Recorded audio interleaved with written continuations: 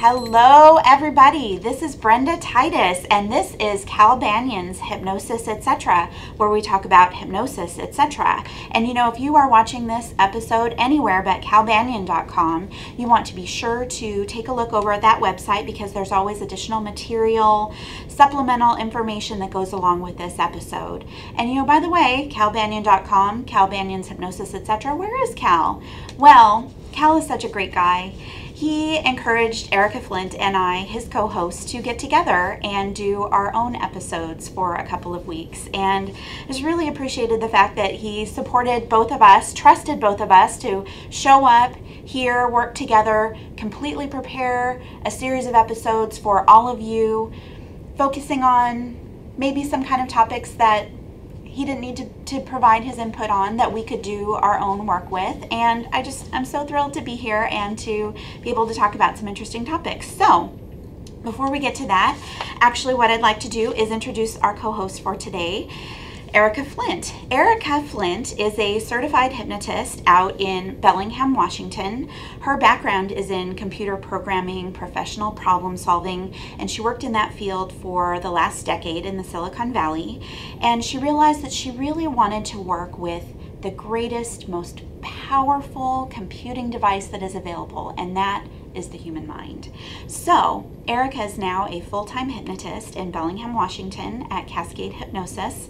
She sees clients, she teaches classes on self-hypnosis and stress management. She loves working with people, helping them build their better lives through the power of hypnosis. And she and I met last year at the convention, and she met Cal, and she really just made her mark with Cal and obviously with me as well. And I've just enjoyed working with her and growing and preparing this series of episodes for all of you today. So how are you doing today, Erika? I'm doing great, Brenda. Thank you. And I really enjoy working with you too. It's been so much fun doing these episodes. And ever since I met you last year, you know, I was thinking Brenda and I should do something together. And here we are right now doing these episodes together. So I'm so happy to be doing that. And let me just take a moment to tell everybody about you, Brenda. So Brenda has 15 years of experience in counseling and advocating for victims of sexual assault. And now she brings the potent life-changing techniques of 5-path and 7th-path self-hypnosis to help all people transform their lives and achieve health,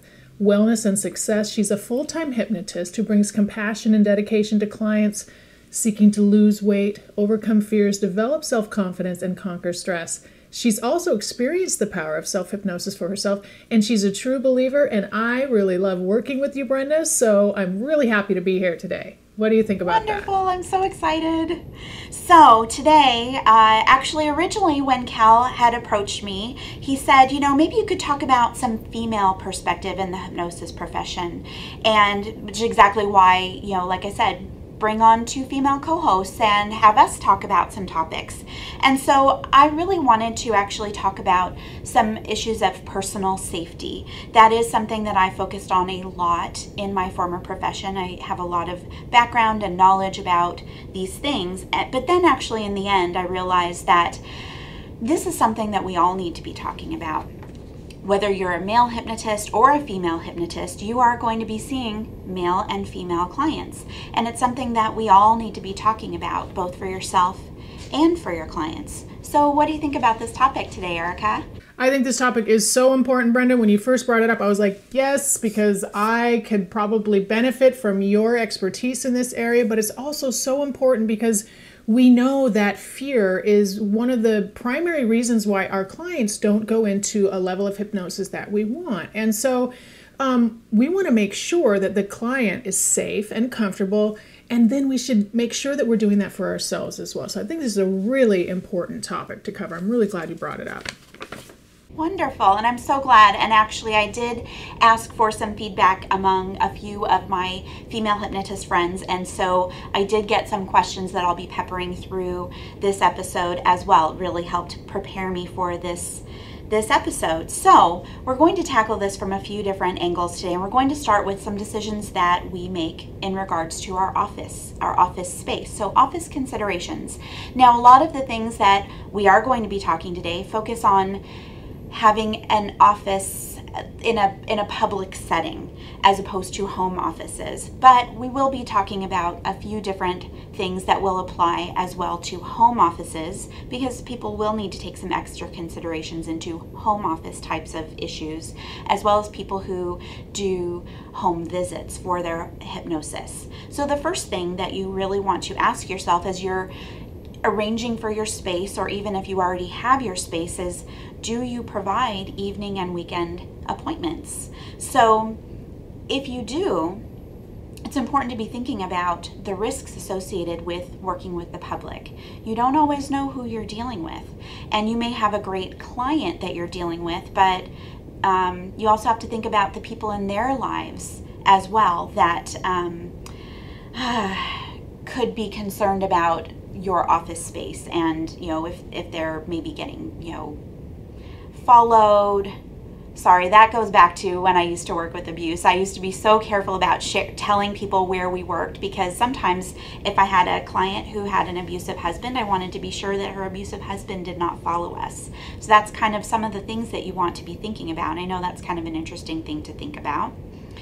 So you also want to think about, as we're working with the public, being alone in your office building during off hours, maybe when there aren't as many other people around, or at the same time visiting people's homes or having them be in your home. Like I said, you want to think about the client, but you also want to think about the other people that they are associated with and are involved with, that you might come into contact with, because even of thinking about working in an after hours type of situation.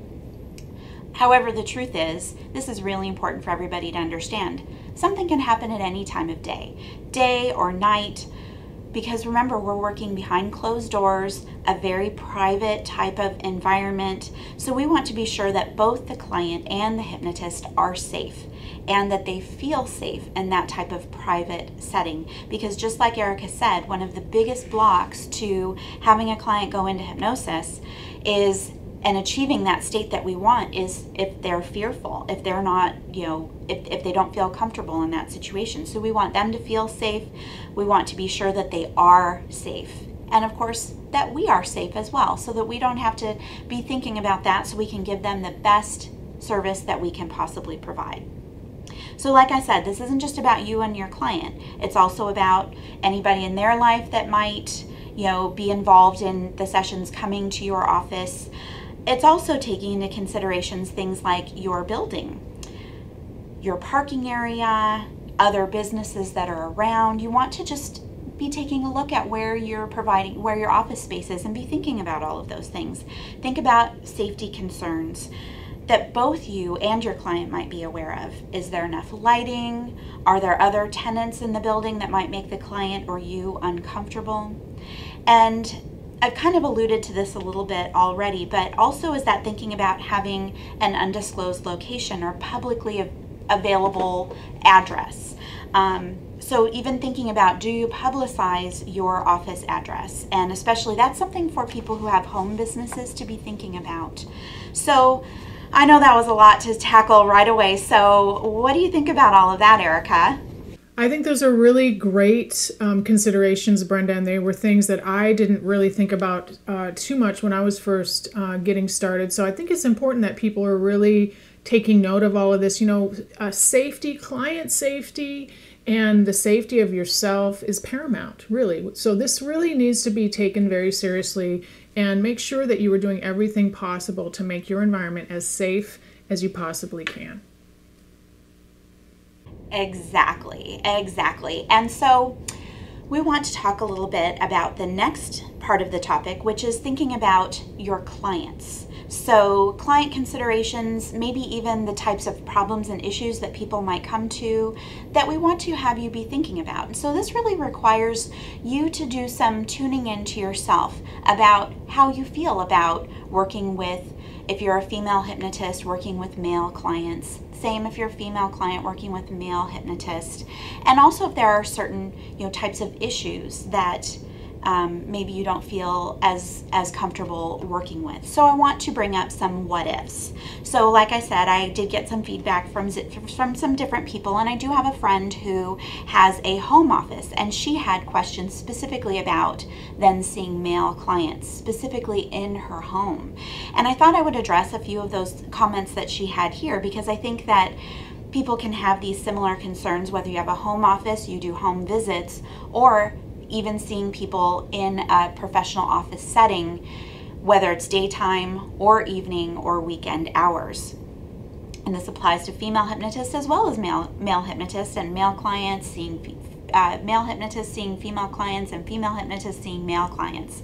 So some of the things that she thought would help her and the client feel more comfortable, she started with obviously making sure that she had a lengthy phone consultation before she actually, gave any information about her location or even arranged to see him at her home. So develop that rapport, make sure that she feels comfortable with him in her home. And she thought possibly about, she said, meeting someone for coffee beforehand, and I'll address that in a moment. And then she said, well, do you think I should hire a bodyguard? And so, I thought, wow, she's really thinking about this. And so I'm so glad, because I really want to talk about this, because you really do need to think about these things. And we'll each have to come up with our own guidelines, our own feelings, partly based on our own history about how comfortable we feel, and then what we're anticipating from our client's comfort level as well. Because I definitely usually always support a lengthy phone consultation to be sure that you're qualified to assist the client, that you feel comfortable with the client, and that the client feels comfortable with you. You're building that rapport, that comfort level before you ever meet with them in person. If your office is secluded or you're doing weekend or evening sessions, meeting them in advance could be an appropriate thing. You want to be sure, though, if you do that, that you're doing it in a professional way. So coffee, in some types of communities, that might be an appropriate setting. Maybe going to a public type of setting like a library or someplace that you can get a meeting room might be more appropriate, because you want to just be sure we're not developing a personal relationship, we're developing a professional relationship. So we just want to be sure about that.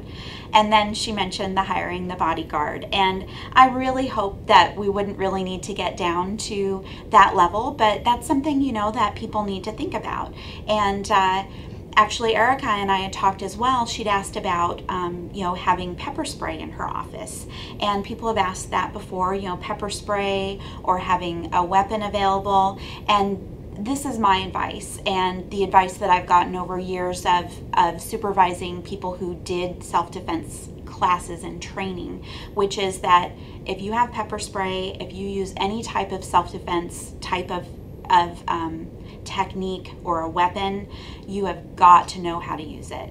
Absolutely. Be fully trained and be very in tune with when you would feel it would be appropriate to use it. Because the second that you raise the level of using it, it can be used against you if you're not fully trained, fully prepared to use it. And so those are really important things to think about. So what do you think about that, Erika? Did that address that question? Yeah, it did. And my hesitation with wanting to have something like pepper spray in my office is probably because I have never used it before, and I don't really want it sitting there in my desk or wherever I would keep it. And then it's kind of like, well, it kind of gives me that feeling like, should I be afraid, or should I be fearful of something? So I think your advice is great. If you're going to have it there, you need to know how to use it. And then just, for me, if I were to do that, I would just plan on never needing to use it, but know how to if I had to, right? Exactly. Yeah. And also for me, I've gotten a sense over the phone that perhaps a client wasn't the right fit for me. Maybe they were coming in under, for a different reason than what they were telling me, or things weren't really quite adding up over the phone. So I think a lengthy, if you're not quite getting the sense from a client that you're really getting why they're coming in, or you're kind of sensing something else, listen to your intuition, right? Or your gut instinct, and ask more questions, or you can refer them out. I don't want to be sitting in the office with my client feeling uncomfortable because something seems weird to me, right? So I just won't do that. It's not something that, so I will say no. And, you got to set those boundaries. And I know, Brenda, that you're going to give a great talk at the convention on setting boundaries for your clients. So, I'm definitely going to be there and attend that to make sure that I'm well versed on how to make sure I'm doing that properly, because I know you're really good at that. Exactly. Thank you so much. Yes, and that is we're going to cover quite a variety of things, really going with that professionalism, setting things up in a professional way to set that boundary very clear with our clients. And I never give out my personal information, ever. So, I do not want somebody to have my personal phone number, my personal email address, my personal home address. So I protect that information very carefully at all times. Exactly, and I think that is so important. And I wanted to talk just a little bit about, when we talked about, being aware of your comfort level, you as the hypnotist being aware of your comfort level as well, and being prepared for certain things. Like I said, okay, so you're a female hypnotist, how do you feel about working with male clients? We also want to be thinking about, well, how do you feel with working with specific topics? Are there specific topics that you don't feel comfortable with? And if there are, why or why not? And I know usually that tends to be, sometimes people don't feel comfortable working with abuse types of things because they just don't feel called to that. But also being aware of, sometimes people will contact us regarding sexual performance issues. And so really knowing yourself, because if you don't feel comfortable with those topics, or especially given your office type of environment, being really prepared to have a referral to provide someone who could provide as quality services as you could provide if you're just not in that situation. Because in the end, we want to be sure that you and your client feel comfortable in your office, with each other.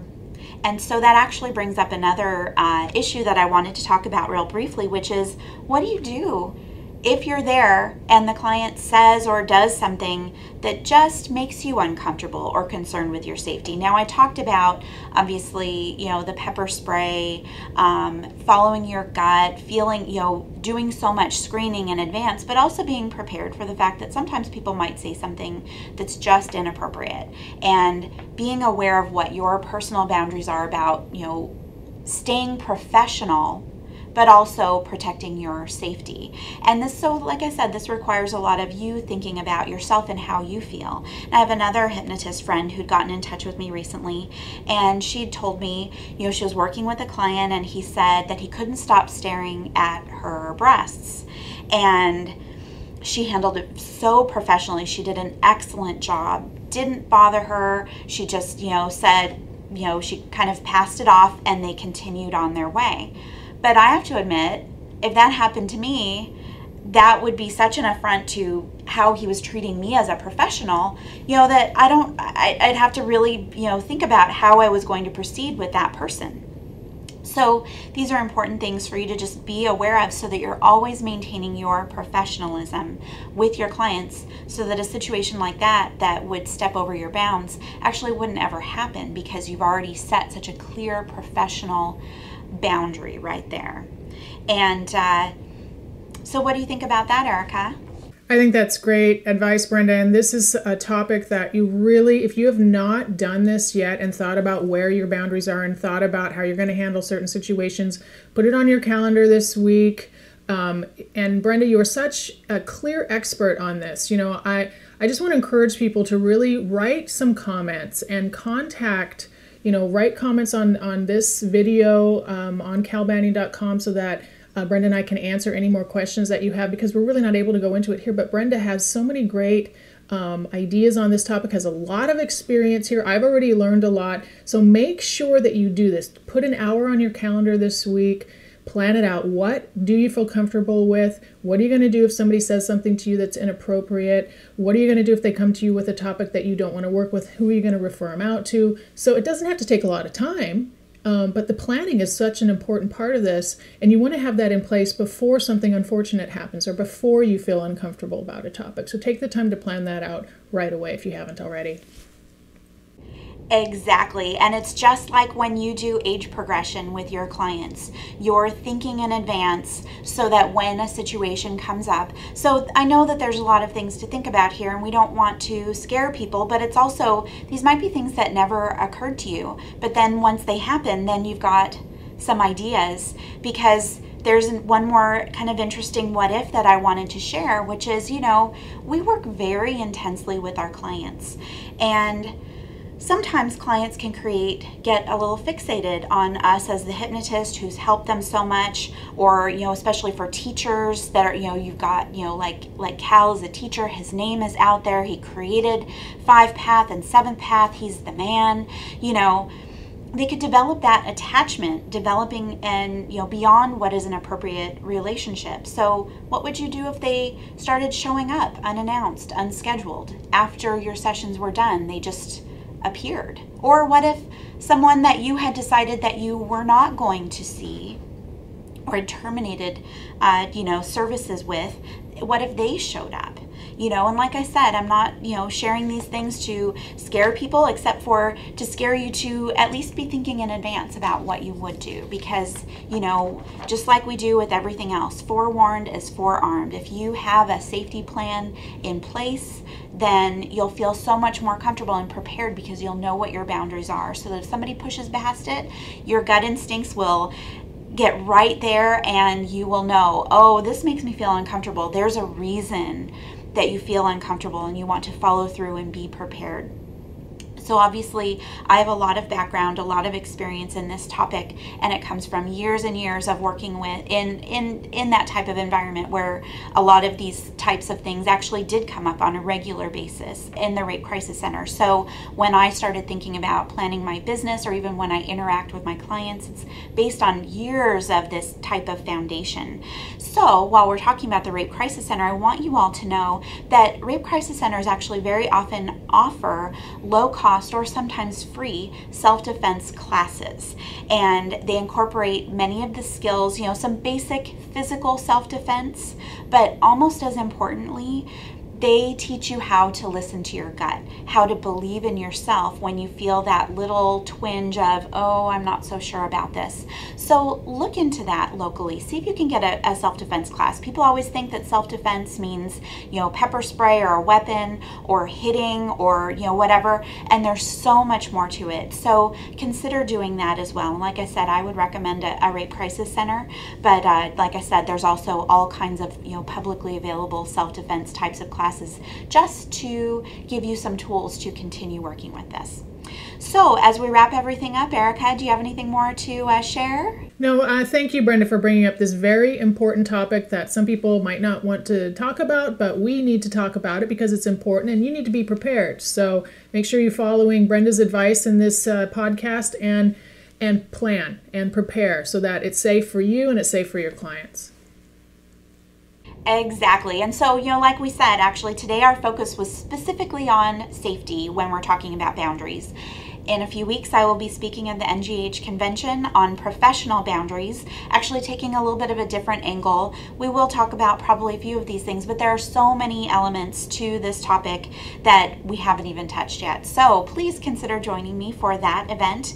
And we thank you all for joining us today. Please leave your comments down below, your comments, your feedback, your input. We'll talk to you all again next week.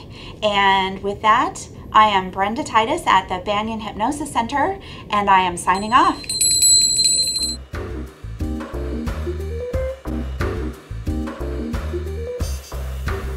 This recording is the property of Cal Banyan and the Banyan Hypnosis Center for Training and Services, Incorporated.